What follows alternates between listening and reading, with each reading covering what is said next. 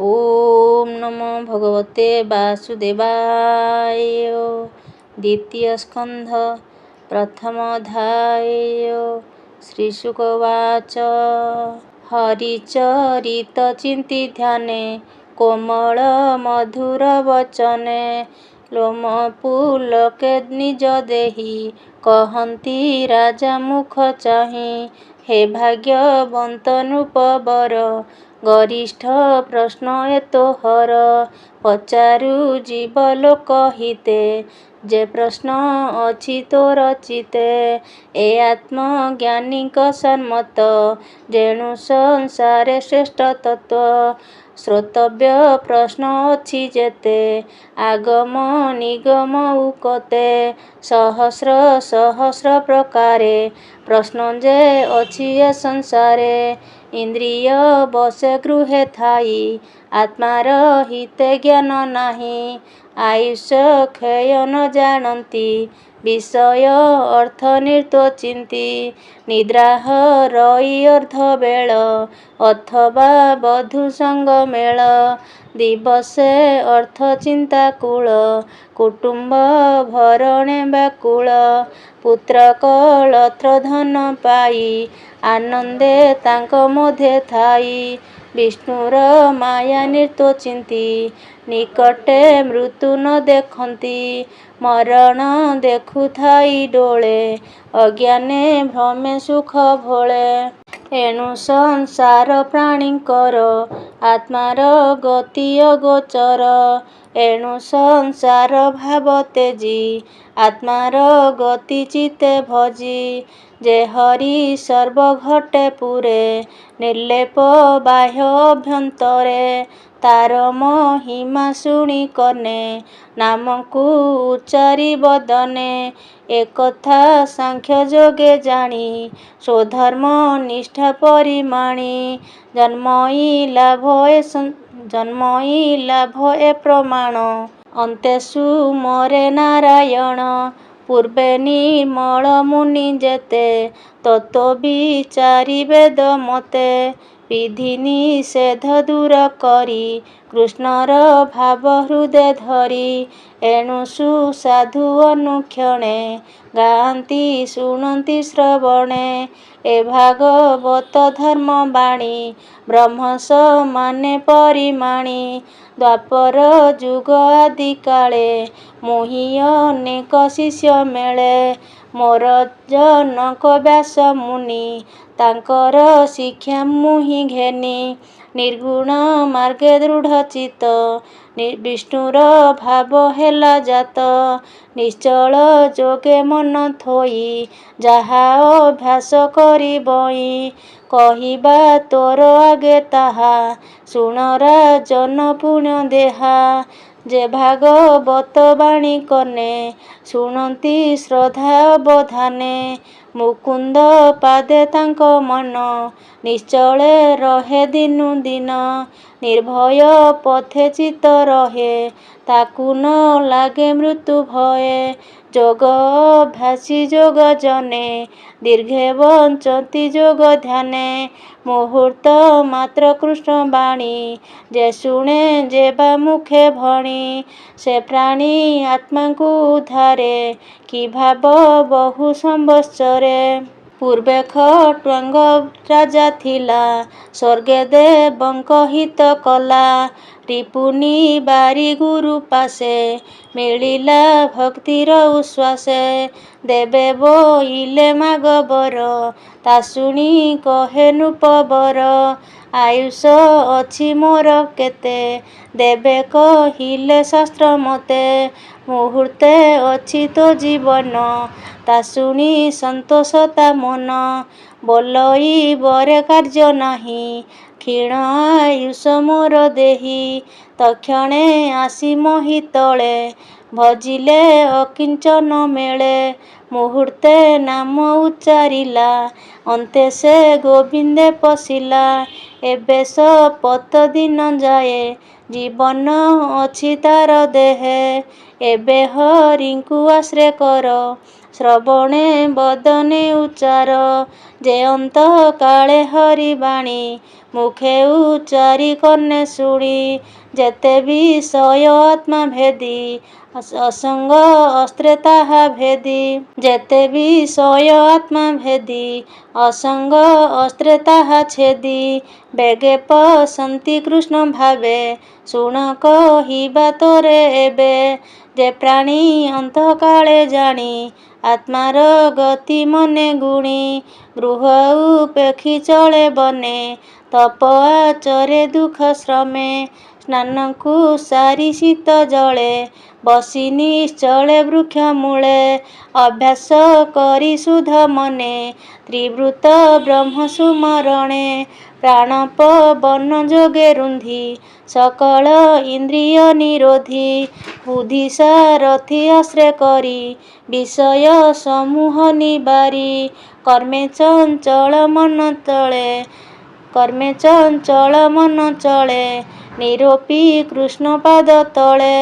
ଏକା ଶରୀର ଚିନ୍ତି ନିର୍ତ୍ତ, ଏକା ଶରୀର ଚିନ୍ତି ନିର୍ତ୍ତେ। ବଞ୍ଚିବ ଅନୁକ୍ଷଣେ ପ୍ରାନ୍ତେ, ମନକୁ ନିର୍ବିଷୟ କରି। ସକଳ ଚିନ୍ତା ନଶୁ ମରି। ମନ ପ୍ରସନ୍ନ ଯେତେବେଳେ, ଜ୍ଞାନ ପ୍ରସରଇ ନିଶ୍ଚଳେ। ସ୍ୱଭାବେ ମନ ଦୁଷ୍ଟପଣେ, ଆବୃତ ରଜତମ ଗୁଣେ। ଏଣୁ ଧାରଣା ଆଶ୍ରୟ କରି, ମନର ମଳ ଅପହରି।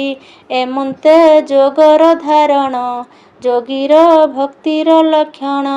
ରାଜୋବାଚ ଧାରଣା ଯୋଗ ଚିତ୍ତେ ଧରି, ଏମନ୍ତେ ତରେ ବ୍ରହ୍ମଚାରୀ। ଧାରଣା ହନ୍ତେ ସୁନିଶ୍ଚଳ, ବେଗେ ହରଇ ମନୁମଳ। ଯୋଗୀଙ୍କ ଧାରଣା ଏମନ୍ତେ, ଶାସ୍ତ୍ରର ଅନୁଭବ ମତେ। ଗୁରୁ ବଚନ କେବା ଜାଣି, ଯୋଗ ଧାରଣା ପରିମାଣି। ଏଣୁ ଅଭ୍ୟାସ ପ୍ରାଣୀ କରେ, ଏମନ୍ତ ମନୁମଳ ହରେ। ଶ୍ରୀଶୁକ ଉବାଚ ଜିତ ଆସନ ଜିତ ପ୍ରାଣ, ଜିତ ବିଷୟ ଇନ୍ଦ୍ରିଗଣ। ସ୍ଥୂଳ ଶରୀରେ ବୁଦ୍ଧି ବଳେ, ମନକୁ ସ୍ଥାପିବ ନିଶ୍ଚଳେ। ବିଶେଷ ଗୋବିନ୍ଦ ଶରୀର, ସ୍ଥୂଳଙ୍କ ମଧ୍ୟେ ସ୍ଥୂଳତର। ଯହିଁ ସଂସାର ପରିମାଣ, ଭୂତ ଭବିଷ୍ୟ ବର୍ତ୍ତମାନ। ବ୍ରହ୍ମାଣ୍ଡ ବସେ ଯାର ଦେହେ, ସପ୍ତାବରଣେ ଯୁକ୍ତ ହୁଏ।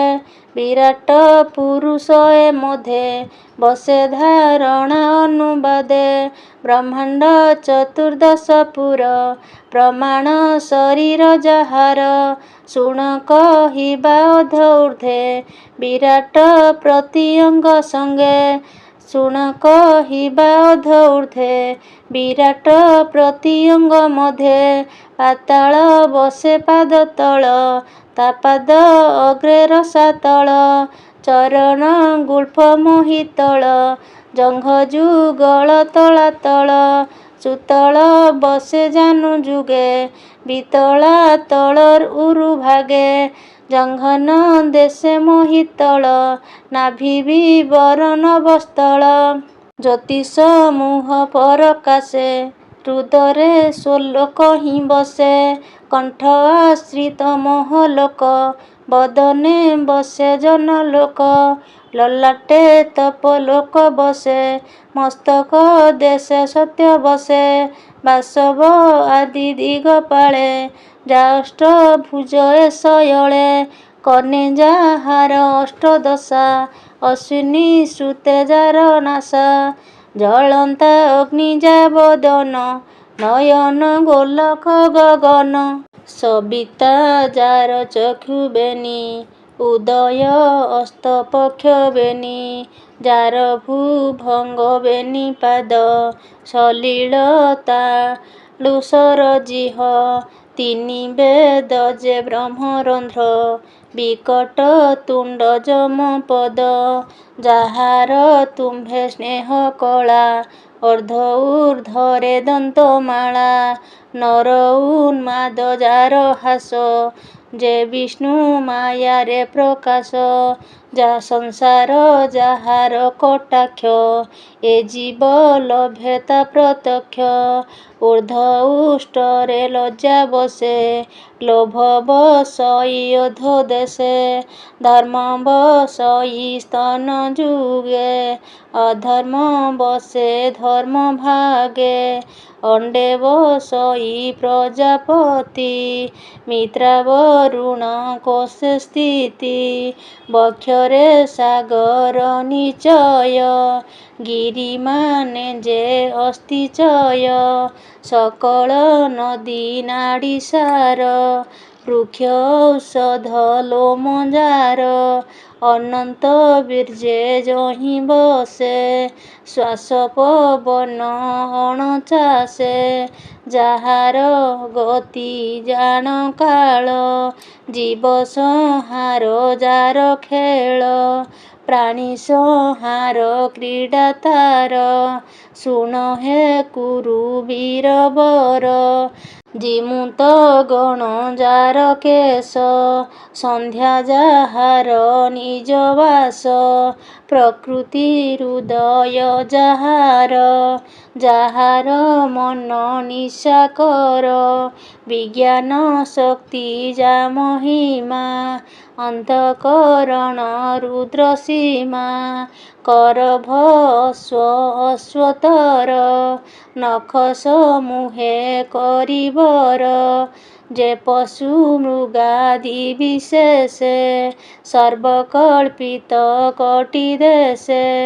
ପକ୍ଷିଏ ଯାର ବ୍ୟାକରଣ ବୁଦ୍ଧି ବିଷୟେ ମନୁଗଣ ଯାର ନିବାସ ନର ଦେହ ଯହିଁ କଳ୍ପିତ ମାୟା ମୋହ ଗନ୍ଧର୍ବ ବିଦ୍ୟାଧର ଆସି ଚାରଣ ଗଣିକା ପ୍ରସିଦ୍ଧି କିନ୍ନର ଗଣ ଯାର ସ୍ୱର ବୀର୍ଯ୍ୟରେ କଳ୍ପିତ ଈଶ୍ୱର ବ୍ରାହ୍ମଣ ଯାର ମୁଖୁ ଜାତ କ୍ଷତ୍ରିୟ ଭୁଜରୁ ସମ୍ଭୂତ ଉରରୁ ବୈଶ୍ୟ ଉତପତି ପାଦରୁ ଜାତ ଶୂଦ୍ର ଜାତି ନାନା ପ୍ରକାର କାମ ବହି ଅଭୀଷ୍ଟ ଦେବେ ଯାର ଦେହି ନିଗମ କର୍ମ କାଣ୍ଡ ଯେତେ ଯାହାର କର୍ମ ଏ ଯୁଗତେ ଏମନ୍ତେ ଈଶ୍ୱରଙ୍କ ଦେହେ ବସେ ଅସତ୍ୟ ସତ୍ୟ ପ୍ରାୟେ ଏମନ୍ତେ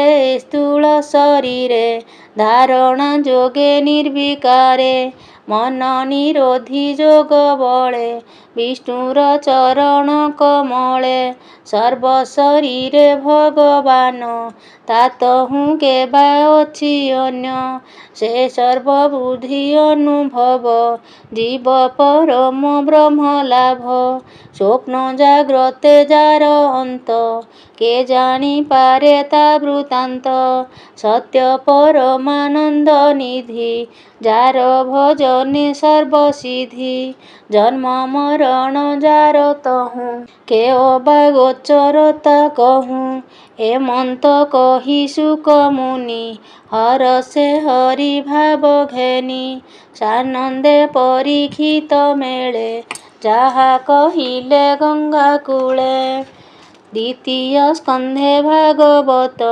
କହିଲେ ଦାସ ଜଗନ୍ନାଥ ଇତି ଶ୍ରୀମଦ୍ଭାଗବତେ ମହାପୁରାଣେ ପାରମହଂସ୍ୟ ସଂହିତାୟା 82 ଦ୍ୱିତୀୟ ସ୍କନ୍ଧେ ଶୁକ ପରୀକ୍ଷିତ ସମ୍ବାଦେ ମହାପୁରୁଷ ସଂସ୍ଥାନ ବର୍ଣ୍ଣନେ ନାମ ପ୍ରଥମୋଧ୍ୟାୟ। ଓಂ ନମୋ ଭଗବତେ ବାସୁଦେବାୟ।